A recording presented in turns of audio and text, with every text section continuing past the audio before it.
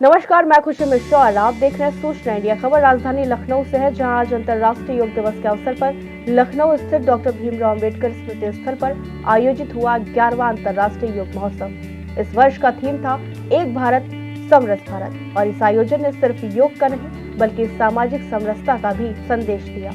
5000 से अधिक अनुसूचित समाज से जुड़े लोगों की सहभागिता ने इसे ऐतिहासिक बना दिया। आइए आपको सीधे ले चलते हैं आयोजन स्थल पर, जहां सूचना इंडिया राज्य संवाददाता मनीष मिश्रा ने खास रिपोर्ट की। 21 जून को लखनऊ का डॉक्टर भीमराव अम्बेडकर स्मृति स्थल केवल योग का केंद्र नहीं बल्कि विचारों और समरसता का संगम बन गया है। 11वें अंतर्राष्ट्रीय योग महोत्सव में जब एक भारत समरस भारत का घोष हुआ तो सामाजिक न्याय की दिशा में एक नई चेतना दिखाई दी।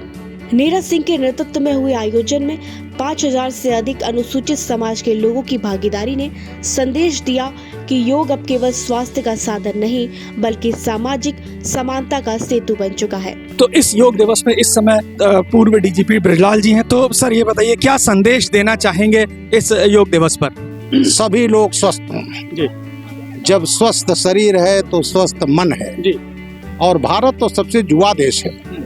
दुनिया में तमाम देशों को प्रॉब्लम हो रही है कि उनके यहाँ लोग बुजुर्ग हो रहे हैं, युवा की संख्या बहुत कम हो रही है और हमारा देश युवा है। और युवा है इसीलिए हम चौथी अर्थव्यवस्था बन गए और फिर हम 2 वर्ष में तीसरी अर्थव्यवस्था बन रहे हैं। तो जब स्वस्थ होता है, आप स्वस्थ होते हैं, समाज स्वस्थ होता है, देश स्वस्थ होता है, तभी हम भारत के विकास में योगदान करते हैं। वो आज योगदान हम कर रहे हैं और आज योगा दिवस भी हुआ, पूरे देश को बधाई। और इसको केवल उत्सव के रूप में ना ला करके इसके सभी लोग अपने दिनचर्या में लाएं, इससे स्वस्थ रहें, आप स्वस्थ रहें, परिवार और फिर देश।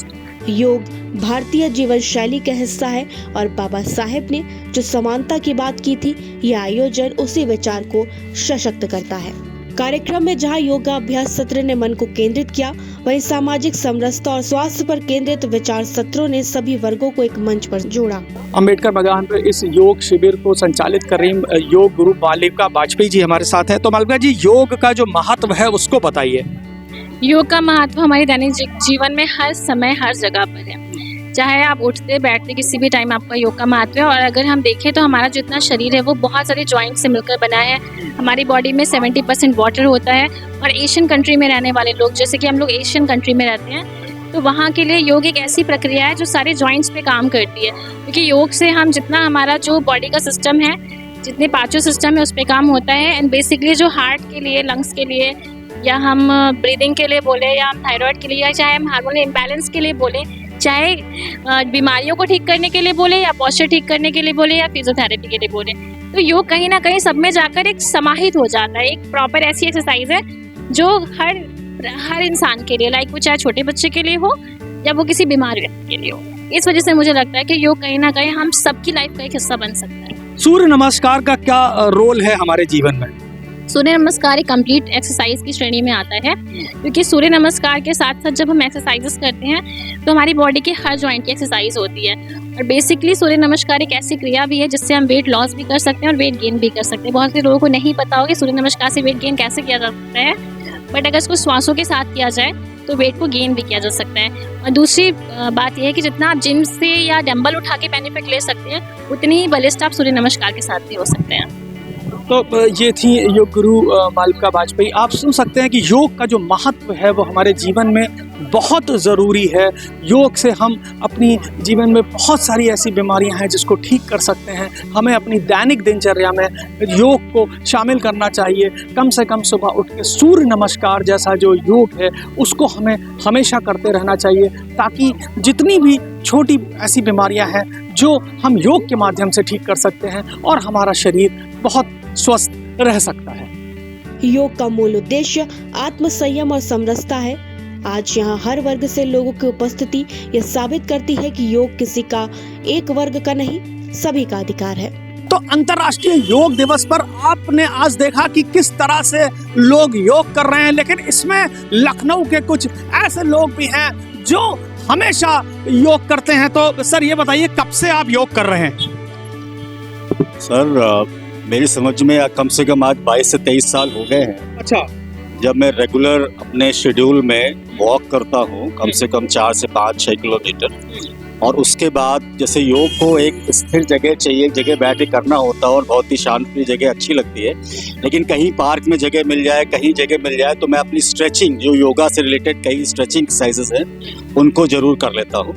और साथ ही कभी मौका लग गया, जैसे हम बाहर वॉक पे नहीं गए तो घर में भी अपना चादर बिछा के या मैट बिछा के योगा कर लेते हैं। सर आप बताइए, जिस हिसाब से मुझे लग रहा है आप फिट हैं, योग कब से कर रहे हैं? मुझे भी करीब 12-13 साल हो गए हैं रेगुलर करते हुए, और कोशिश यही रहती है कि एक भी दिन ब्रेक ना हो।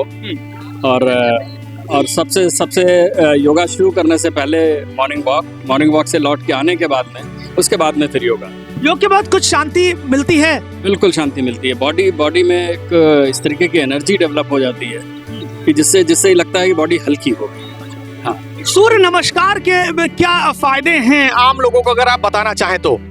सूर्य नमस्कार का जो मेन है वो तो आपका यह है कि कैसे रिजुविनेशन हो बॉडी का। हाँ, बॉडी का रिजुविनेशन। उससे लाभ होता है? बिल्कुल लाभ होता है, बिल्कुल लाभ होता है। जिसने नहीं किया है वो जब करके देखेगा तभी फील कर सकता है कि लाभ हुआ, क्या लाभ, क्योंकि सिर्फ शब्दों से नहीं कहा जा सकता।